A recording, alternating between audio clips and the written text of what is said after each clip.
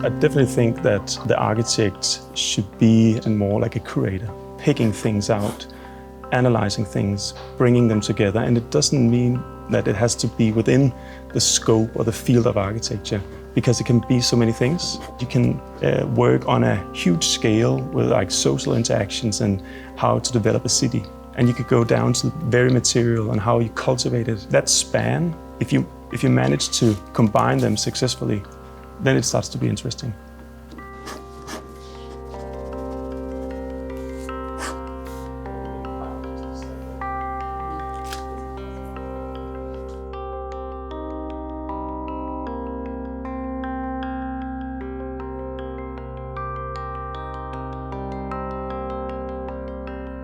One of the things that I tend to go back to when I have to explain what started like the practice that I'm running right now was that I was really curious of trying to understand why these new developments around Copenhagen, they all look the same.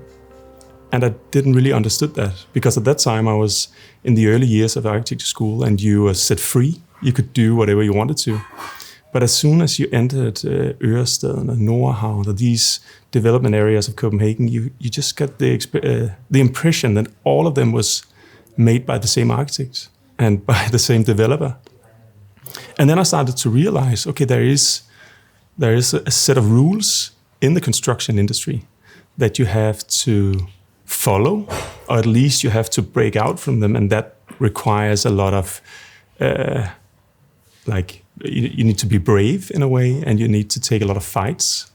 And I think all these things that like wrapping in like the constraints of the architecture field, I found them quite interesting and inspiring. And then I just remember that I was cycling around in Copenhagen and I saw many of these sites before that they were done. And I actually thought that the new buildings were most impressive before the final layer was attached. And then to me that was a clue, like, okay, I have to find out what is behind the layers, like what do you actually find behind the facade, and would there be a way of exposing that and letting like the construction site itself become the narrative of the architecture.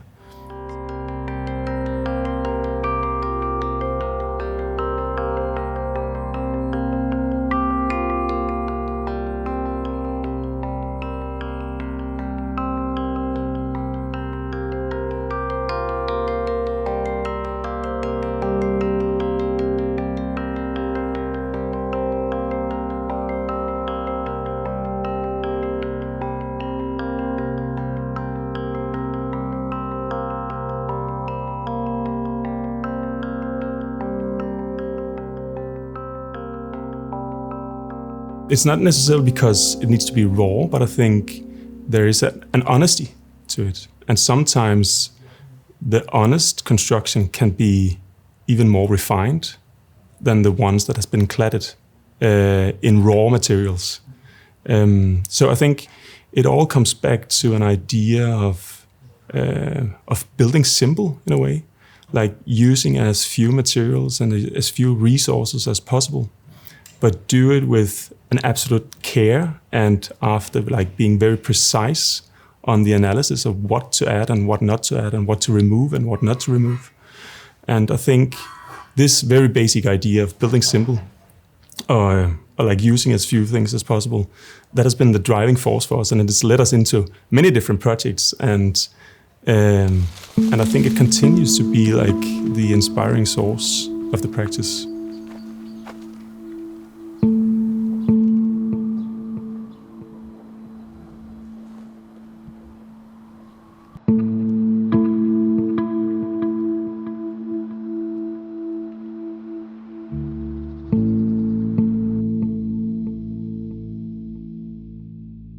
Like in general, you need to find something that gives you some feedback on like your ideas. And if you are like the idea of starting out from scratch where there's nothing already, to many people, and I think to many architects, that's a dream scenario. But in a way, it becomes very like the process becomes very numb, or it becomes boring in a way. And that's where the idea of recycling, that's a word that's been used in many different situations, but I think the quality of recycling or reworking or reusing or whatever word you use is that you're faced with something that has a shape, that has a form, that has a history already, and you are being, like your position as an architect, being changed from being a designer to becoming a more like a curator, where you have to look at these things and see, okay, in which new context would they fit in? How can we use them in a way where it actually makes sense? We get most out of the resource, but it also becomes like an aesthetic driving force as well. So this feedback, like in the dialogue with the existing materials and existing structures, existing buildings, I think that is where we are developing the projects. So it's not because we have an idea of what kind of project we will do beforehand. We embrace the things that's already there, and then we look for potentials.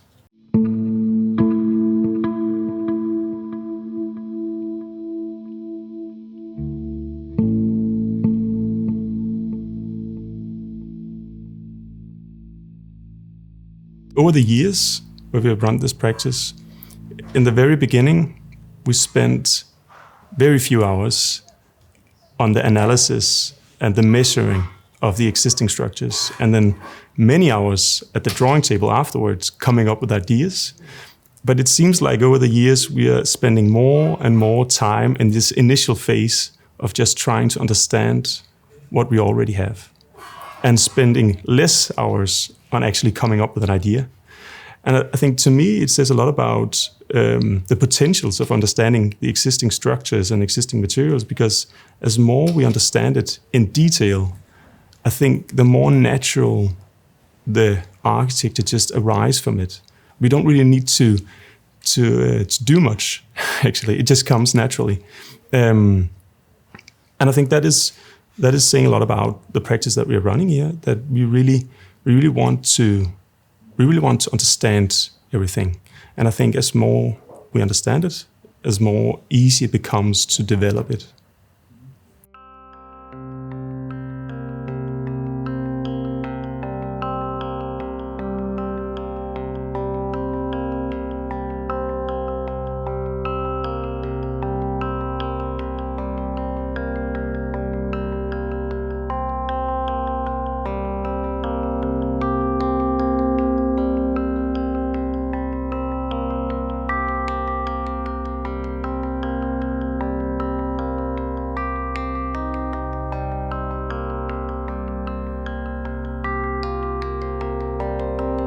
If it ends up in straight walls, then I think you've done something wrong. So I tend to believe that there is a truth to the more simple you want to build, the more complex it actually looks, and it also goes the other way around. And I think that is where the approach that we have to architecture is fundamentally different than the modernistic approach, where you want it to look simple, but it actually required a very complex structure and very complex techniques to achieve that aesthetic goal. And we want to do the exact opposite. I think the reason why materials continues to be the driving force for us is because, in a way, when you reduce architecture down to like the very basics, material is the only thing left in a way. The rest is up to us as an architect. But the materials what we have, that is our building components. And I think the more we can let the material be the protagonist of the architecture and be like the driving force of the shape of the architecture, the more interesting the architecture becomes. And then, of course, there are different materials that I personally find more interesting than others. And I think sometimes it's difficult to say exactly where the fascination for different materials comes from. But I think in general, there is something about when the material reveals something about itself. that it reveals the cultivation, like when it goes from a resource, like for instance, for a tree to a piece of wood, you can see like the traces of how it's being cut down and so on. And then like all those exposed traces of the process that brings it down to be a building component. I think the more visible that are, the more interesting material it is. So again, that comes back to this idea of showcasing everything and exposing not just the layers, but down to the basic material and the process that actually led, or that was needed for the building to rise before the construction site. Mm-hmm. I think I tend to use natural materials because I want to bridge an existing ongoing story. And when we are building in existing structures, it's just easier for us to work with natural materials because there are plenty of them already. But I think sometimes you also need to introduce something that changes the narrative a bit. And you can do that with materials if you do synthetic materials, or you use waste materials that doesn't really fit into the context, but it maybe draws the amount of attraction that you need in the certain situation in order for like making the architecture work as a whole. So I think there is like this whole way of working with materials as a curator and position them like to combine a whole. I think that is what I personally at least spend most time diving into, and that's also what continues to fascinate me.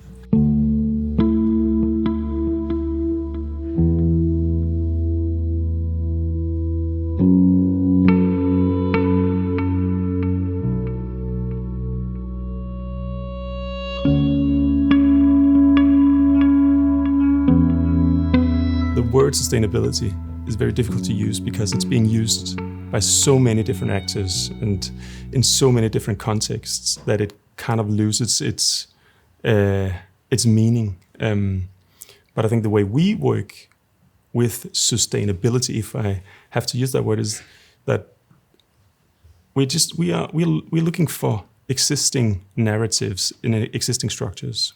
And of course, the fewer materials you can use, the more sustainable the structure is. And the building industry in general is very carbon heavy, emitting tons every year, and that is our biggest issue to deal with in the architecture industry as well, I think, right now.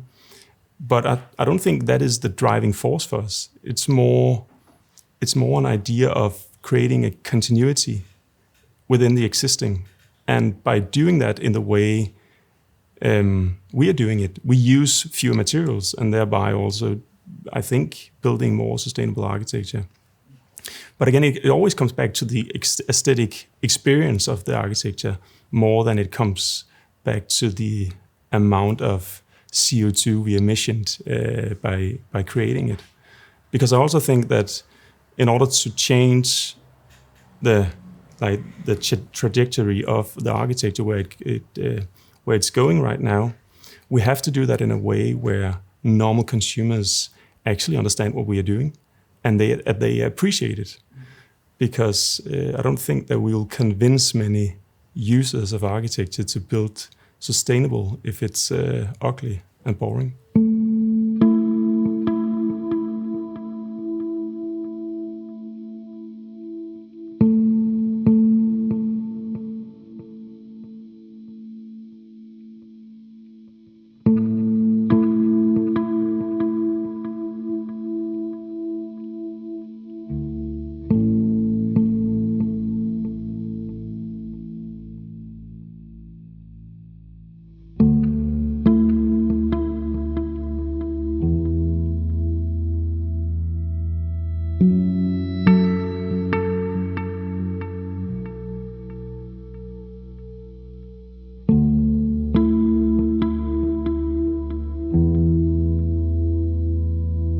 I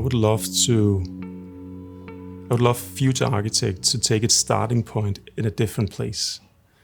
I remember when I was studying architecture at the school, there was also always this sensibility to the context. But the first thing we always did in the project was to demolish everything on our own side. And I think that comes from an idea that the architect has to shape things. So it would be a shame if there was an existing structure on the actual site, but we have to be very careful of looking into our surroundings and almost mimic it. And I think our idea of the world is something completely different now. There is a lot of existing structures, and it doesn't really matter if it's man-made or if it's made by nature. I think it's exactly the same situation, that we just have to take care of the things that's already there. And I really hope and I really feel that that's a change that's ongoing right now. And I think the more that we can go in that direction, the greater it will be. Like I definitely think that the architect should be, as I also mentioned, more like a curator, picking things out, analyzing things, bringing them together. And it doesn't mean that it has to be within the scope or the field of architecture, because it can be so many things. And I think that's also the quality about architecture, that you can work on a huge scale with like social interactions and how to develop a city. And you could go down to the very material and how you cultivate it, and go out to our industry and see how they actually create materials there. And I think that span, if you manage to combine them successfully, then it starts to be interesting.